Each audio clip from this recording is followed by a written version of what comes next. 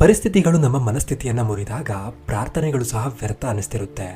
ಆಗ ನಮ್ಮ ಕೈಲಿ ಆಶೀರ್ವಾದನೂ ಕೇಳೋದಕ್ಕೆ ಕಷ್ಟ ಆಗ್ತಿರುತ್ತೆ. ಭಗವಂತನ ಹತ್ರ ಒಳ್ಳೇದು ಮಾಡಪ್ಪ ಅಂತಲೂ ಕೇಳೋ ಮನಸ್ಸು ಬರೋದಿಲ್ಲ. ಬರೀ ನನ್ನ ದುಃಖ ಕಷ್ಟ ಒಂದು ಕ್ಷಣಕ್ಕೆ ಮಾಯ ಆದರೆ ಸಾಕು ಅನ್ನೋಷ್ಟು ನಾವು ಬೇಸತ್ತಿರ್ತೀವಿ. ಇದೆಲ್ಲ ಯಾವಾಗ ಮುಗಿಯುತ್ತೆ ಅಂತ ರೋದನೆ ಪಡ್ತಿರ್ತೀವಿ.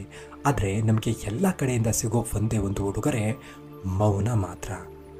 ಅಂಥ ಸಮಯದಲ್ಲಿ ನಮ್ಮ ಮನಸ್ಸಲ್ಲಿ ಒಂದು ಪಿಸು ಮಾತು ಹೇಳುತ್ತೆ, ಎಲ್ಲ ಒಳ್ಳೇದಾಗುತ್ತೆ ಅಂತಲ್ಲ, ನಿಜವಾಗ್ಲೂ ಆ ದೇವ್ರಿದಾನ?